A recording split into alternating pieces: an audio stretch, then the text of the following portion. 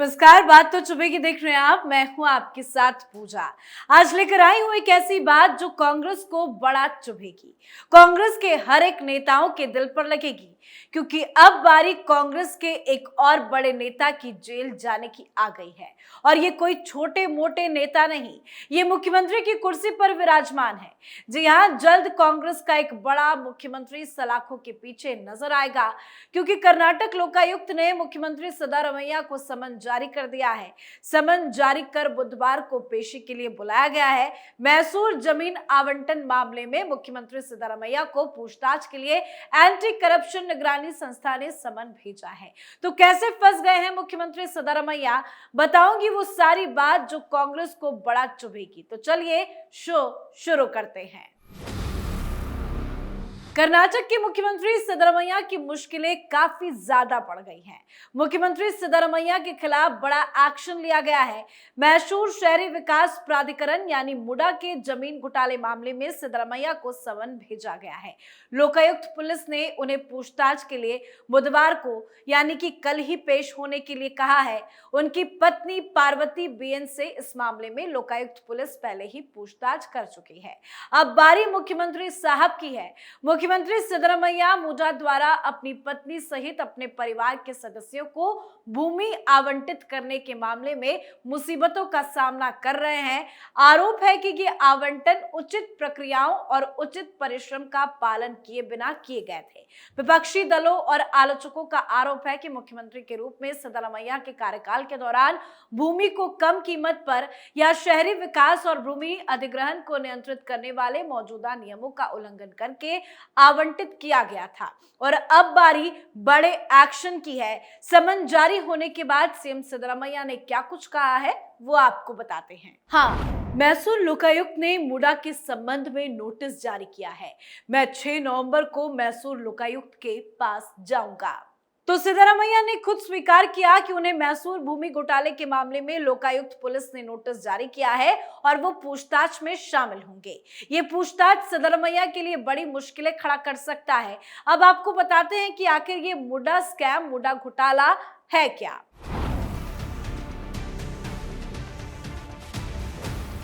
ये घोटाला मुआवजा स्थलों के आवंटन में अनियमितताओं के इर्द गिर्द है। मैसूर जिले के केसियार गांव में सिद्धारमैया की पत्नी पार्वती के नाम करीब 3 एकड़ जमीन थी। पार्वती के भाई मल्लिकार्जुन ने उन्हें गिफ्ट में ये जमीन दी थी। मुडा ने इस जमीन का अधिग्रहण किया विकास कार्यों के लिए। इसके बदले मुडा ने पार्वती को 2021 में विजयनगर में 38,283 स्क्वायर फीट का प्लॉट दिया।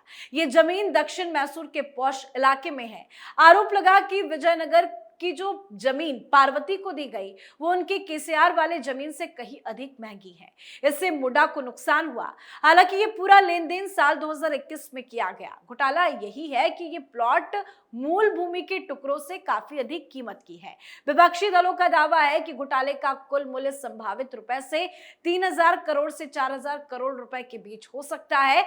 कुछ और डिटेल्स आपको बता देते हैं। तो 1992 में मैसूर अर्बन डेवलपमेंट अथॉरिटी ने कुछ जमीन रिहायशी इलाकों में विकसित करने के लिए किसानों से ली थी। उसे डिनोटिफाई कर कृषि भूमि से अलग कर दिया गया। लेकिन बाद में 1998 में अधिग्रहित भूमि का एक हिस्सा मुडा ने किसानों को डिनोटिफाई करके वापस दे दिया था। अब आपको बताते हैं कि इसमें सीएम साहब की भूमिका क्या है। उस वक्त जमीन के विवादास्पद टुकड़े को दोबारा डिनोटिफाई कर कृषि की भूमि से अलग किया गया, मगर जब जमीन का मालिकाना हक लेने सिद्धारमैया का परिवार गया तो पता चला कि वहां लेआउट विकसित हो चुका था। इसके बाद से मुडा से हक की लड़ाई शुरू हो गई। उनके परिवार की तरफ से जमीन की अर्जी सिद्धारमैया तक पहुंचाई गई तो उन्हें ये कहते हुए ठंडे बस्ते में डाल दिया गया कि लाभार्थी उनका परिवार है, इसलिए वो इस फाइल को आगे नहीं बढ़ाएंगे।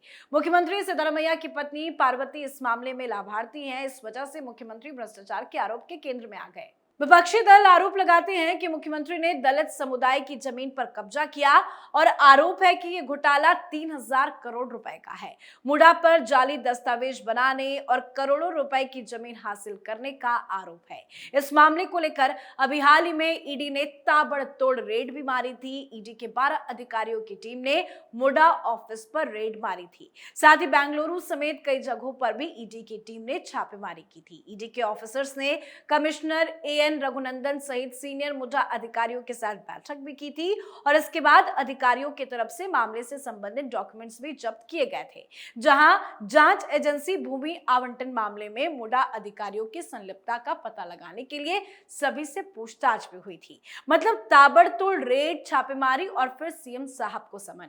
मतलब अब तो सिद्धरमैया का बचना काफी मुश्किल ही है। सीएम पर जब आरोप लगे तब से ही उनके इस्तीफे की मांग भी की जा रही है, पर सिद्धरमैया ने कहा कि वो इस्तीफा नहीं देंगे। एक बार तो कर्नाटक सीएम सिद्धरमैया ने इस्तीफे के सवाल पर रिपोर्टर पर ही भड़क उठे थे। दरअसल रिपोर्टर ने जब उनसे पूछा कि इस्तीफा कब दे रहे हैं, सिद्धरमैया ने रिपोर्टर का माइक झटक दिया और कहा कि जब जरूरत होगी तब कॉल करके बता दूंगा। और वो कई बार मीडिया के सामने भी इस्तीफे की मांग पर नाराज हो चुके हैं और कह चुके हैं कि वो इस्तीफा नहीं देंगे। लेकिन लगता है कि अब इस्तीफा देने की बारी नजदीक आ चुकी है। बीजेपी ने भी इस्तीफे की मांग तेज कर दी है। विपक्ष की मांग है कि सिद्धरमैया सीएम की कुर्सी छोड़ दे। इस्तीफे की मांग को लेकर बीजेपी और जनता दल सेक्युलर विधानसभा के बाहर प्रदर्शन करते हुए भी नजर आ चुकी है और अब जब समन गया है तो भी सिद्धरमैया के इस्तीफे की मांग की जा रही है। वैसे सिद्धरमैया कानूनी लड़ाई भी लड़ चुके हैं, वहां से भी उन्हें निराशा ही हाथ लगी थी। दरअसल कर्नाटक गवर्नर थावरचंद गहलोत ने इस घोटाले में सिद्धरमैया के खिलाफ जांच के आदेश दिए थे। सिद्धरमैया इसके खिलाफ हाईकोर्ट गए, लेकिन अदालत ने भी कहा कि जांच का आदेश बिल्कुल सही है, ये होना ही चाहिए। जांच के खिलाफ सिद्धरमैया की याचिका को हाईकोर्ट ने खारिज भी कर दिया था। 24 सितंबर को हाईकोर्ट ने मुडा स्कैम में सिद्धरमैया के खिलाफ जांच करने के लिए राज्यपाल थावरचंद गहलोत के आदेश को बरकरार रखा था। जस्टिस एम नागप्रसन्ना के राज्यपाल के आदेश के खिलाफ सिद्धरमैया की याचिका खारिज कर दी थी। कोर्ट ने कहा था कि याचिका में जिन बातों का जिक्र किया गया है उसकी जांच बेहद जरूरी है। केस में मुख्यमंत्री का परिवार शामिल है, इसलिए याचिका खारिज की जाती है।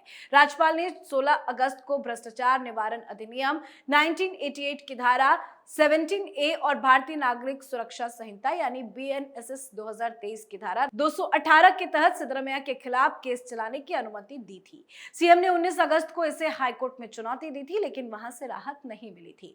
उस समय सिद्धरमैया ने कहा था कि सत्य की जीत होगी। मुख्यमंत्री सिद्धरमैया ने कहा था कि वो जांच का सामना करने से नहीं डरते, लेकिन कानूनी सलाह लेंगे कि क्या इस मामले में इन्वेस्टिगेशन हो सकती है या फिर नहीं। उन्होंने आगे कहा था कि मैं कानून और संविधान में विश्वास करता हूं, अंत में सच की जीत होगी। लेकिन अब लगता नहीं है कि सिद्धरमैया की जीत होगी, क्योंकि जीत तो सच की होगी और सच यही है कि मुडा घोटाला हुआ है और ये घोटाला सिद्धरमैया ने ही किया है। और जब से जांच चल रही है, चाहे वो कानूनी लड़ाई हो या ईडी का एक्शन हो या लोकायुक्त का एक्शन हो, हर जगह से हर तरफ से सिद्धरमैया को मुश्किलों का सामना करना ही पड़ रहा है। पिछले कई सालों से इस पूरे मामले की जांच चल रही है और अब जांच एजेंसियों के पास पुख्ता सबूत भी है और उन पुख्ता सबूतों के आधार पर भी ये कार्रवाई की जाएगी, क्योंकि ईडी ने जब से ताबड़तोड़ एक्शन लिया है, ताबड़तोड़ छापेमारी की है, तभी से ही सिद्धरमैया को लेकर ये खबरें सामने आ रही थी कि जल्द सिद्धरमैया का इस्तीफा भी होगा और वो सलाखों के पीछे भी जाएंगे, क्योंकि जब जेल जाना पड़ेगा तो सिद्धरमैया को इस्तीफा देना ही पड़ेगा, क्योंकि उन पर लगे ये आरोप काफी गंभीर है। हाईकोर्ट से भी राहत नहीं मिली और ना ही सुप्रीम कोर्ट से कोई राहत की उम्मीद सिद्धरमैया को नजर आ रही है और इसी को लेकर कह सकते हैं कि एक और मुख्यमंत्री जो कि कांग्रेस पार्टी का है वो सलाखों के पीछे नजर आ सकता है। सिद्धरमैया जल्द जेल जा सकते हैं और इस खबर ने कांग्रेस पार्टी के अंदर हलचल पैदा कर दी है। कर्नाटक से लेकर दिल्ली तक में हलचल पैदा हो गई है। अब लगातार सिद्धरमैया को लेकर मीटिंग्स भी चल रही है, क्योंकि अब कर्नाटक कांग्रेस एक बड़ी संकट से जूझ रहा है। कभी भी सिद्धरमैया का इस्तीफा हो सकता है। इसको लेकर दिल्ली में मल्लिकार्जुन खड़गे ने भी एक बैठक की थी और सारे आरोपों को निराधार बताया था, लेकिन जांच एजेंसियों के पास जो पुख्ता सबूत है उससे कैसे पार पा पाएंगे सिद्धरमैया, क्योंकि सबूत पक्के हैं। अब पूछताछ होगी बुधवार को, हालांकि कल ही ये पूछताछ होना है, तो देखना दिलचस्प होगा कि आगे क्या कुछ बड़ी कार्रवाई होती है। लेकिन जैसे जैसे जांच आगे बढ़ रही है, सिद्धरमैया की मुश्किलें काफी बढ़ रही है और ये सारी बात कांग्रेस पार्टियों को बड़ा चुभ रही है। तो इस पर आप अपनी राय कमेंट कर जरूर लिखिएगा। देखते रहिए कैपिटल टीवी। नमस्कार।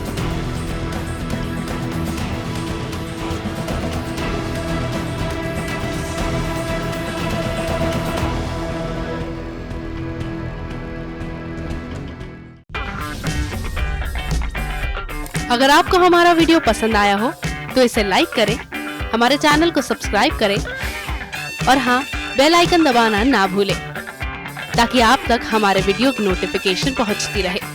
आप अपना सुझाव हमें कमेंट बॉक्स में दे सकते हैं। हमारे साथ जुड़ने के लिए शुक्रिया।